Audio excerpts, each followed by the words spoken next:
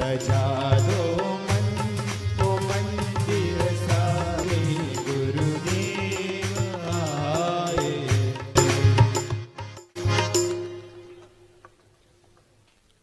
रामटेक, नागपुर और रामटेक के बीच में रामधाम को कौन नहीं जानता। उस रामधाम के संचालक श्री चंद्रपाल जी चौक से भी यहाँ पर उपस्थित है, हमेशा गुरु सेवा में तत्पर रहते हैं। वे भी श्रीफल चढ़ाकर गुरुदेव का आशीर्वाद प्राप्त करेंगे। चंद्रपुर की समाज भी आई है, बूटी बोरी की समाज भी आई है, परवारपुरा नागपुर मंदिर से भी लोग आए हैं। सबकी भावना है कि उनके ओर आचार्य श्री का विहार हो, उनके नगर में भी आचार्य श्री के चरण रज पड़े। आज के भोजन के दूसरे पुण्यार्जक सौभाग्यवती लता ताई हेमंत जी सोइतकर वर्धा 25,000 रुपये इन्होंने भी धन राशि दी है। सब लोगों से निवेदन है, जो भी श्रीफल चढ़ाने वाले लोग हैं नीचे आए। 25,000 रुपये की राशि उन्होंने भी घोषित की है, उनसे भी निवेदन श्रीफल चढ़ाकर आशीर्वाद लेंगे। श्री पार्श्वनाथ मंदिर रसूलाबाद की ओर से अध्यक्ष मनोहर राव जी मानमोड़े, वे भी श्रीफल चढ़ाकर आशीर्वाद प्राप्त करें। श्री अमित जी टिकाइत, उन्होंने भी 20,000 रुपये की राशि विद्यासागर भवन के लिए दी है, वे भी श्रीफल चढ़ाकर आशीर्वाद प्राप्त करें। यहां से भीड़ थोड़ी रही है।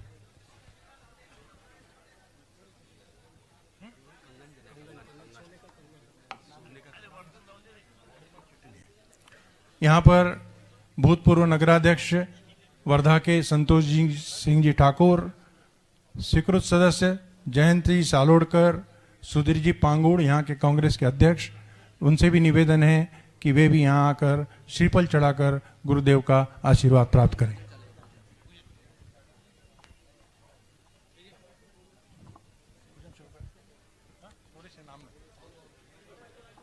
नाम दीजिए जल्दी। सागर बदनोरे पुलगांव प्रतिभा स्थली को हर साल गत 4 साल से वो लोग 60,000 रुपये प्रति साल का सहयोग राशि दे रहे हैं, वे भी श्रीफल चढ़ाकर आशीर्वाद प्राप्त करें।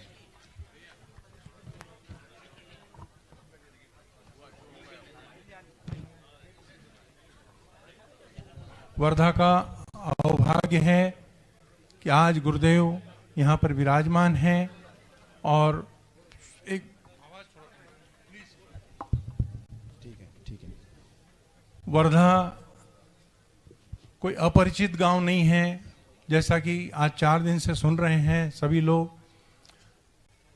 हर निसर्गोपचार के लिए से लेकर आधुनिक सुविधाओं की आज होड़ मची हुई है, उसमें भी वर्धा अग्रणी है। वर्धा में 2 मेडिकल कॉलेज भी है एलोपैथी के, सेवाग्राम मेडिकल कॉलेज और सावंगी मेडिकल कॉलेज, जहां पर पूरे हिंदुस्तान से बच्चे यहां पर आकर MBBS MD की पढ़ाई करते हैं।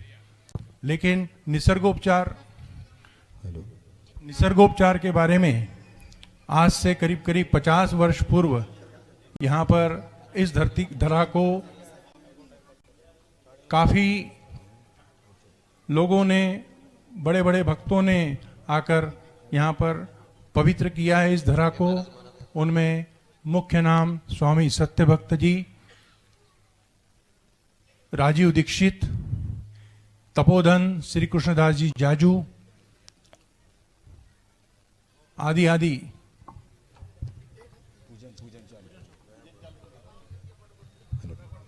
यहाँ पर देशव्रती मिलन बहन दीपेश भाई सूरतवाला के तरफ से एक सोने का कंगन यहाँ पर शिरपुर के लिए दिया जा रहा है।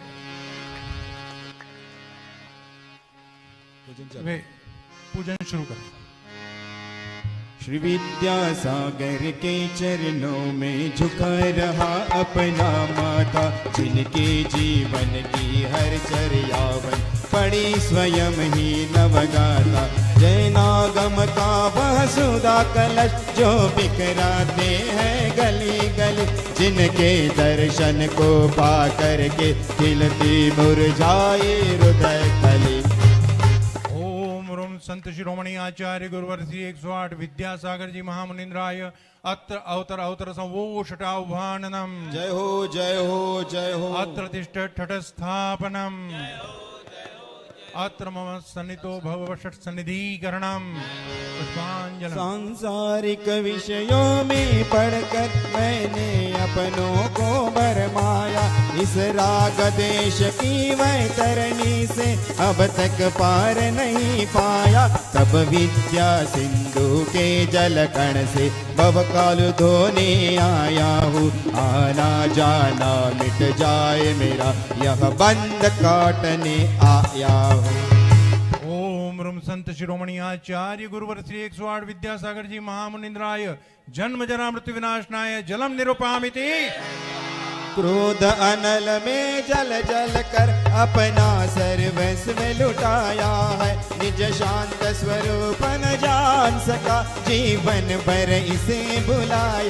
हे चंदन सम शीतलता पाने अब शरण तुम्हारी आया हूँ, संसार ताप मिट जाए मेरा चंदन वंदन को लाया हूँ। संत शिरोमणि आचार्य गुरुवर श्री 108 विद्यासागर जी महामुनिंद्राय संसार ताप निवारणाय चंदनम निरुपामिति। जड़ कौन मैंने जड़ समझा, नहीं अक्षय निधि को पहचाना। अपने तो केवल सपने थे भ्रम और जगत को भटकाना। चरणों में अर्पित अक्षय है, अक्षय पद मुझको मिल जाए, तब ज्ञान अरुण की किरणों से यह हृदय कमल भी खिल जाए। संत शिरोमणि आचार्य गुरुवर श्री 108 विद्यासागर जी महामुनिंद्राय अक्षय प्राप्ताय अक्षताम निरुपामिति।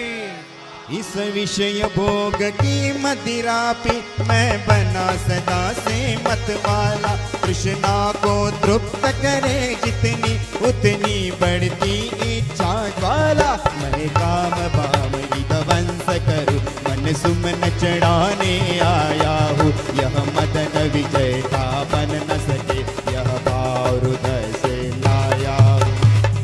ओम रूम संत शिरोमणि आचार्य गुरुवर श्री 108 विद्यासागर जी महामुनिंद्राय काम बाण विनाशनाय पुष्पम निरुपामिति।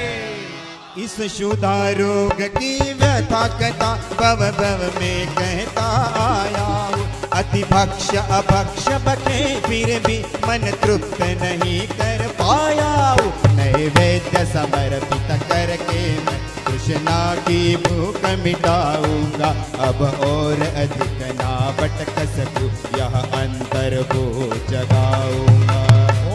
संत शिरोमणि आचार्य गुरुवर श्री 108 विद्यासागर जी महामुनिंद्राय क्षुधा रोग निवारणाय नैवेद्यम निरुपामिति। मोहांधकार से व्याकुल हो निज को नहीं मैंने पहचाना। मैं राग देश में लिप्त रहा, इस हाथ रहा बस पछताना।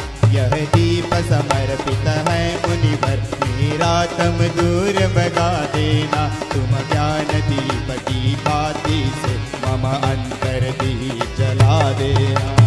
ओम रूम संत शिरोमणि आचार्य गुरुवर श्री 108 विद्यासागर जी महामुनिंद्राय मोहांधकार निवारणाय निरुपामिति। इस अशुभ कर्म ने घेरा है, मैंने अब तक यह माना था। बस पाप कर्म तज पुण्य कर्म को चाह रहा था अपनाना। शुभ अशुभ कर्म सब रिपुदल है, मैं इन्हें जलाने आया हूँ। इसलिए अब गुरु चरणों में अब धूप चढ़ाने आया हूँ। संत शिरोमणि आचार्य गुरुवर श्री 108 विद्यासागर जी महामुनिंद्राय अष्ट कर्म निवारणाय धूपम निरुपामिति। भोगों को इतना भोगा कि खुद को ही भोग बना डाला। साध्य और साधक का अंतर मैंने आज मिटा डाला। मैं चितानंद में लीन रहूं, पूजा का यह फल पाना है। पाना था जिसके द्वारा मिल बैठा मुझे ठिकाना है। ओम रूम संत शिरोमणि आचार्य गुरुवर श्री 108 विद्यासागर जी महामुनिंद्राय महामोक्ष बल प्राप्ताय फलम निरुपामिति। जग की वैभव को पाकर मैं निश दिन कै अलमस्त मूर्तियों की ठोकर को खाने में अभ्यस्त रहा। मैं हूँ स्वतंत्र जाता दृष्टा, मेरा पर से क्या नाता है। कैसे अनर्घ पद पा जाऊँ यह अरुण भावना। ओम रम संत शिरोमणि आचार्य गुरुवर्षि 108 विद्यासागर जी महामुनिद्राय अनर्घवत प्राप्ताय अर्घ्यम निरूपामिते। बाहों की निर्मल सरिता में अवगाहन करने आया हूँ। मेरा सारा दुख दर्द हरो यह अर्घ्य भेटने लाया। हे तपोमूर्ति हे आराधक हे योगेश्वर हे महासत, हे करुण कामना देख सके युग युग तक यह आगामी बसत। ओम रेम संत शिरोमणि आचार्य गुरुवर्षि 108 विद्यासागर जी महामुनिद्राय जयमालासी पूर्णार्घ्यम निरूपामिते। नमोस्तु भगवन, नमोस्तु भगवन, नमोस्तु भगवन। ओम नमः शुद्धेभ्यः, ओम नमः शुद्धेभ्यः, ओम नमः शुद्धेभ्यः। अहिंसा परमो धर्म की आचार्य गुरुवर श्री कुंद कुंद भगवान की, आचार्य गुरुवर श्री ज्ञान सागर मुनि महाराज की,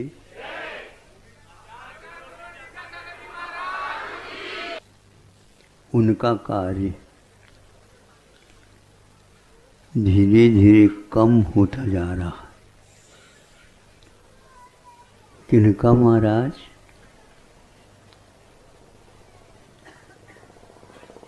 पोस्टमैन का, जिसको डाकिया बोलते हैं।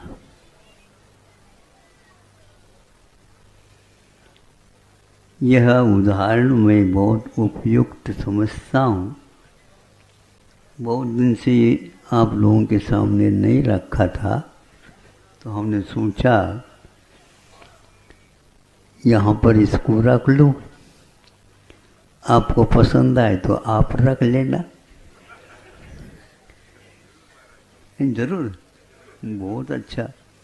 जरूर, जैसे कह रहे हैं उसका आधा भी हिस्सा आप ले लेंगे तो बहुत बड़ा काम हो जाएगा।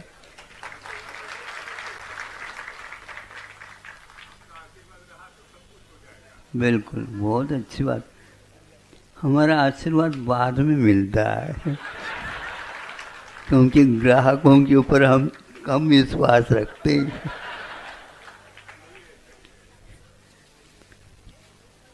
फिर बाद में हमारे ग्राहक बन जाते हैं ना, और बहुत सारे दुकानों को छोड़ करके आ जाते हैं।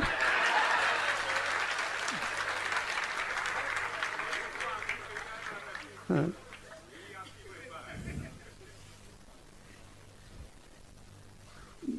मेरी महिमा नहीं है, ग्राहक बहुत चतुर होता है और कई दुकानों की भी पहचान करनी होती है, तो उसके माध्यम से हमें भी लाभ मिल जाता है। क्योंकि ग्राहकों को पटाना बहुत कठिन होता है।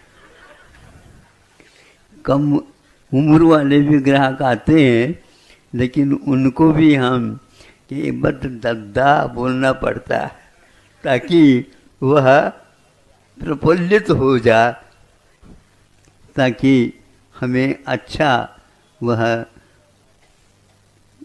मूल्य भी दे सके। इसका नाम दद्दा है। तो वह बहुत स्फूर्ति में रहता है डाकिया, इधर उधर देखना नहीं। जो लिखा है उसी पते पर वह उसको पहुंचा देता है, और आपके यहाँ तक पहुंच जाए उसी प्रकार झुरों या खिड़की या और कोई भी उसको अनुकूल पड़ा वो रखा जाता। और डाकिया आ गए तो आप भी बहुत उत्साह के साथ लेते हैं, कहाँ का क्या आया है, क्या पता। जब खोलता है तो सोचता है भैया ये तो उल्टा हो गया। उल्टा क्या हो गया? प्रसन्नता की बात थी, लेकिन ये तो हमारे लिए बहुत ही हानिकारक, चिंताजनक, पीड़ाकारक, इसको कैसे किया जाए। डाकिया तो थोड़ा सोचता नहीं। डाकिया क्या सोचेगा? उसने तो पढ़ा नहीं। जो पता था उस पता के अनुसार आपको उसने दे दिया और बिल्कुल चला दिया। तो आपको तो मालूम तो होगा, हमें क्या मालूम? हमें कुछ मालूम है ही नहीं, और मुझे मालूम करना भी नहीं है। जैसे आप डूब जाओगे उसी प्रकार मैं भी डूब जाऊंगा तो दुनिया डूब जाएगी। यह हमारा काम नहीं है। हमारा काम तो इतना ही है, ले लिया और ले लिया, अपने पास रख लिया, वहां पर दे दिया। दूसरे कई लोग प्रतीक्षा करते रहते हैं।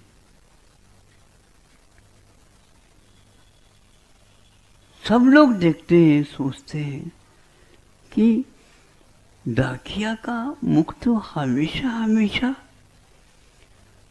न ही आकर्षण न ही विकर्षण, ये कैसा है? सभी अवसरों में एक से बना रहना, बोलो क्या, बहुत कठिन होता है। इसलिए तो हमने कहा डाकिया बन जाओ तो फिर जीत ही जीत है, हार है ही नहीं, जो हमेशा हमेशा चाहते हो आप लोग। चिंता से हमारे जीत को क्षति पहुंच जाती है। हमारा सोच चिंतन जो डूबना चाहिए उसमें हमारा अवसर खो देते हम, और अनेक विचारों के साथ हम सोचने लग जाते। एक बार में एक विचार सोचो, कुछ मिल जाए। एक को पूरा किया ही नहीं, 50 और दिमाग में आ जाए तो जज लोग भी जजमेंट नहीं दे पाएंगे, ध्यान रखो। हाँ, कि जजमेंट देने के लिए, निर्णय करने के लिए बहुत कुछ हमें त्यागना पड़ता है।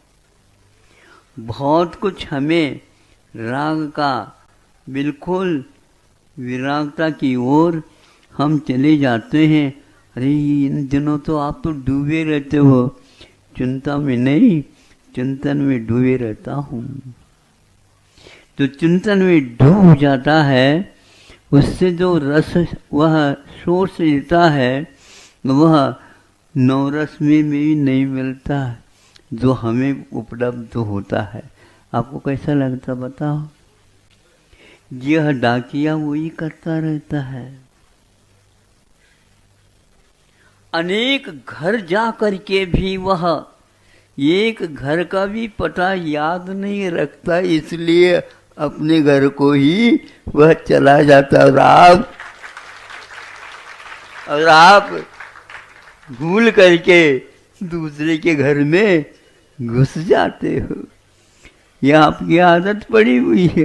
अरे मैं भूल करके आपके घर में आ गया, तो वो कहता मैं भी आपके घर में गया था।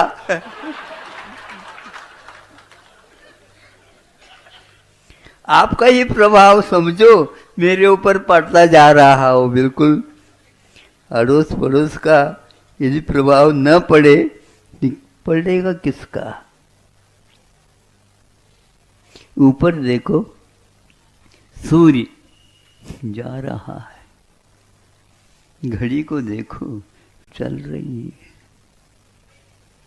और मन को देखो चंचल बाबा। क्या इनकी हम परिणति समझते हैं? और इनके द्वारा ही सब कुछ काम हो रहा है। मन अपना पर के बारे में सोचता है। ऐसा क्यों? अपना मन तो अपने बारे में सोचना चाहिए, लेकिन सबकी एक ही बीमारी है महाराज, मन मानता नहीं। किसका है? हमारा मन है क्या वो? नहीं। सुनते हैं वो भी यही कहता है, मन मानता नहीं। किसका मानता है? दूसरे का मान लेगा। और आप तो उसको खिलाओ पिलाओ लाड प्यार करो, और दूसरे का काम करता है कान पकड़ करके उसको बाहर निकाल देना चाहिए। यदि घर का लड़का है दूसरे के घर में काम करता है, खाने के लिए आपके पास आ जाएगा, बेटा अब 2 दिन रहेंगे। आपको जहाँ जाते हैं ना काम करते हैं वहीं पर जाना पड़ेगा खाना के लिए। यहाँ पर ये नहीं चलेगा, ये ढाबा नहीं बेटा। ढाबा समझते हो? उसी का जमाना चल रहा है, बहुत अच्छा है। ढाबा तब चलता है जब आप आज नगर कल उदार। हाँ, वो बहुत उदार रहता है, मिलेगा आपको मिलेगा, लेकिन पहले आप डिब्बे में डाल दीजिए। उसके बिना करेंगे क्या? इसलिए मन को समझाओ, मन की बात नहीं करना, मन से बात करना, मन से काम लेना, मन का काम नहीं करना है। आप मन का काम करते हो, इसलिए वह ऐसा आपके सिर पर चढ़ा है। जब कभी भी पूछे कि आपके सिर में क्या चल रहा है, और किसी अवयव के बारे में नहीं सोचा जाता है। इसलिए वह डाकिया अपने आप में प्रसन्न रहता है और कभी भी उसके लिए चिंता नहीं होती, और चिंतन के लिए भी समय देता है, किसी से चिपकना नहीं। उसका कार्य टिकट को चिपकाना, लेकिन किसी से वह चिपकता नहीं।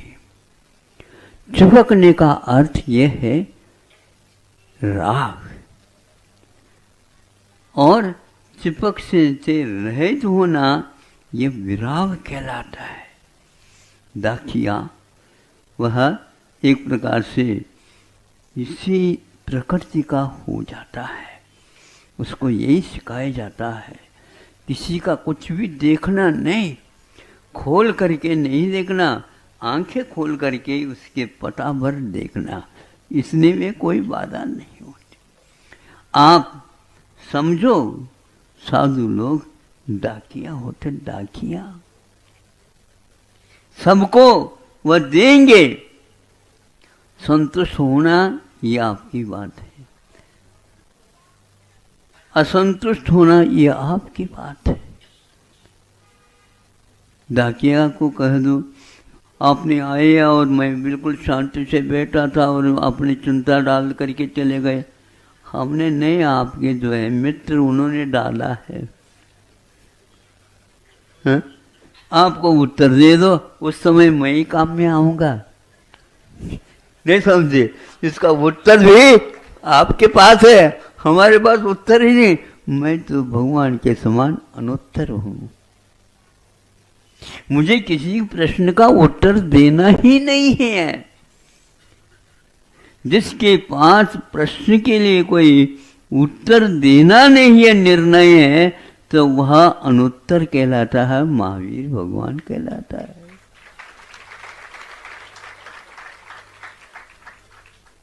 प्रश्नों से परे अनुत्तर है। उन्हें मेरे नमन, मेरे नमन, मेरे नमन। डाकिया यह एक प्रकार से समता का धनी होता है।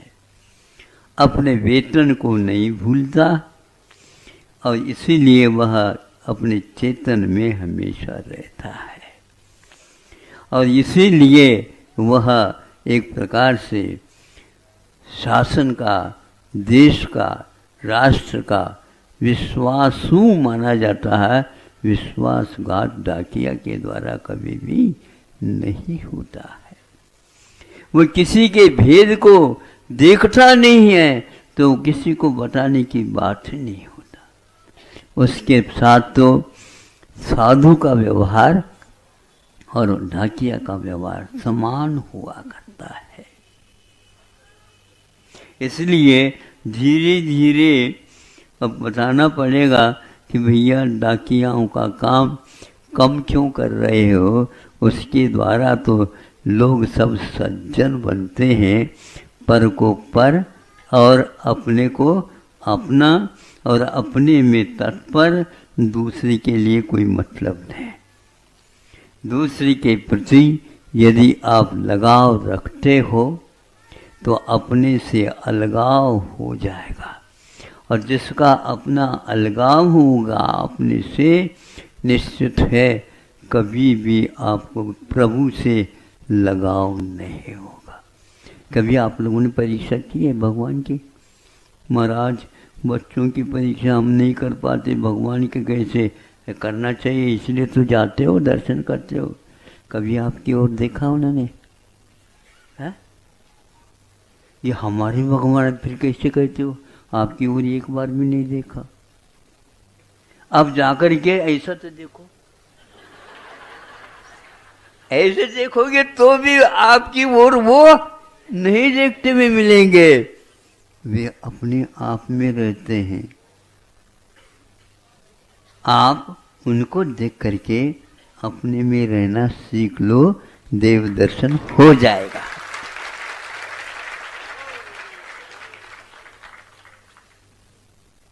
कभी भी करो, 5 मिनट में करो, लेकिन उनके स्वभाव की ओर, उनकी वृत्ति की ओर, उनकी गतिविधियों की ओर कितने भी देखो, सारे उनको देखते हैं, भगवान उनको नहीं देखते।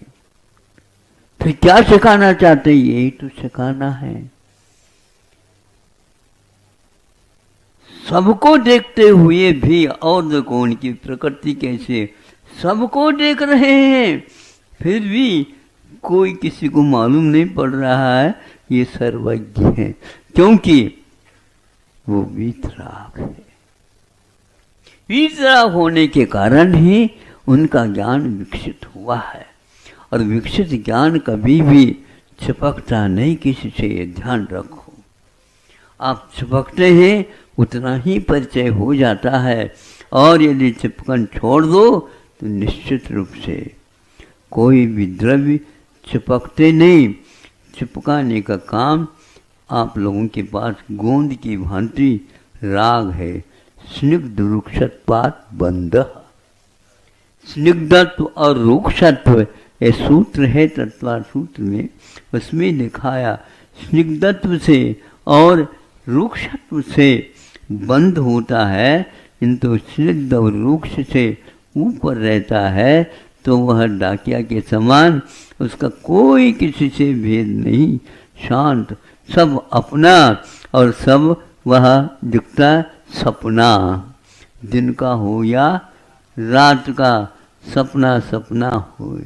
सपना अपना सा दिखता है किंतु न अपना होय। यह दिन का सपना है कि रात का सपना है? आप लोग जिंदगी को क्या समझ रहे हो? सपना है तो वह मान लो जो ही जागृति हुई छूट जाना चाहिए। उसी प्रकार दिन के सपने को भी एक बड़ा सपना समझ लो, लेकिन सपना सपना हो किंतु न अपना हो। अपना कभी होता ही नहीं, किंतु आप उसके चिपक जाते हैं उससे। घर में कोई गमी हो गई तो हो गई, वर्षगांठ बनाते जाओ, वो आकर के पुस्तक बताता नहीं, मैं वहाँ पर हूँ, मेरे बारे में कोई चिंता मत करो। रात दिन आंसू बहा रहे हैं, चिपक रहे हैं। वह तो अपना घर बसा दिया, कहाँ गया पता नहीं।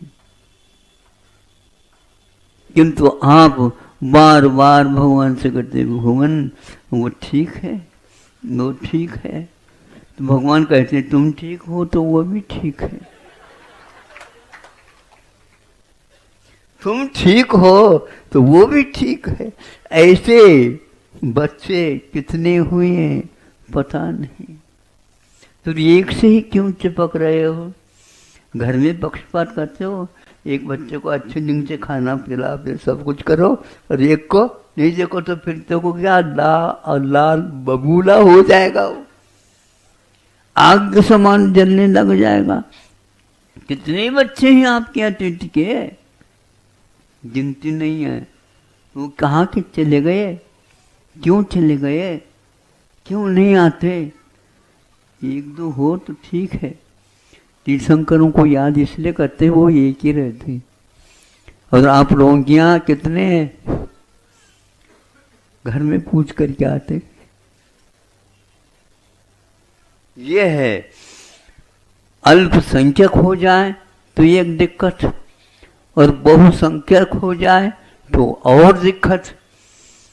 संख्यातीत हो जाए, देवों में भूल करके नहीं जाना ऊपर, हाँ पर असंख्या से चलता है सबका। कम से कम भी 32 रानी होते हैं, कम से कम एक देव के लिए। हाँ वो व्यंतरों में हो जाते हैं। हाँ और रही है, गिन नहीं सकोगे। वहां पर होलसेल व्यापार चलता है। यहाँ के लिए आप कप रहे हैं, भैया माता ठनक रहा है, तो माता तो ठनकेगा, क्यों नहीं ठनकेगा? तो वहां पर हजारों करोड़ों इसके उपरांत एक देवी हजारों विक्रिया और करती है। क्या हो गया? विक्रिया का क्या जादू, बस संख्या की संख्या एक रहती है, 50 वह विक्रिया कर जाते। तो मूल में इतने हजारों थे, उसकी विक्रिया के 50 और हो गए। गिनती जाओ, कोई भी पता नहीं। और यह सुख मान करके चलते हैं। जब माला बुर्जा जाता है तो रोते हैं। कौन का आंसू पूछने वाला है? देवों में तो कोई आंसू नहीं आते, बहुत अच्छे हैं। आंसू आने लग जाए तो पूछने वाले को कोई है ही नहीं। फिर भी आप रोते हो। आते समय, जाते समय हंसते हुए गए थे, वहाँ से आते समय रोते हैं। पोस्टमैन डाकिया न आता है न रोता है, जाता है न रोता है। आप कुछ भी कह दो, हाँ ठीक है, हाँ ठीक है, ठीक रहो, आप ठीक रहो, मेरे जैसे रहो। इसके बिना और कोई शांत नहीं। भगवान से मिलना चाहते हो, सौभाग्य की बात है। और वो भाग्य है कि उनको देखने का विचार करो। इसलिए दर्पण में और कोई नहीं दिखता, दर्पण तक नहीं दिखता, केवल आपकी छवि दिखती है। और पहचान लो उसको, बदलती रहती है वह छवि बदलती रहती है। कारण दर्पण नहीं है, यह तो वस्तु का स्वरूप है, यह तो वस्तु का धर्म है, यह वस्तु की पहचान है। इस पहचान से हमारी पहचान हो जाए तो तभी होगा। या तो आप डाकिया को पकड़ो या तो भगवान को पकड़ो। जिस रूप में बैठे हैं, जहाँ पर बैठे हैं, वहीं पर स्थित रहते हैं। आप उनको देखने का प्रयास करो। नहीं बोलते हैं, बहुत अच्छा है, बोलने लग जाए, आप किनारे हो जाओ। ध्यान रखो, उनके पास बहुत कुछ है, लेकिन आप उसको खरीदना चाहो तो मुफ्त है। खरीदने की बात कह दो तो पैसा नहीं लगेगा, पैसा नहीं चाहिए, किंतु ऐसा है, कैसा है तो ऐसा ही है, वैसा तैसा नहीं है, केवल भगवान तो ऐसा ही है। उनको पहचानूं, यह समता का पाठ लेने के लिए ही हम प्रभु दर्शन के लिए जाते हैं। और साक्षात एक बार हो जाएगा तो मालूम पड़ेगा कि वो वहाँ पर कम दिख रहे थे, यहाँ पर तो और खोल में जा कर के देखेंगे कि वे किसी भी प्रकार से किसी से संबंध नहीं रखते। सर्वज्ञत्व दिखता नहीं है, प्रभु के वीतरागता सभी को दिख जाती है। इसलिए हम प्रभु को सर्वज्ञत्व कम मानते हैं और वीतराग ही पूर्ण मानते हैं। अहिंसा परमो धर्म की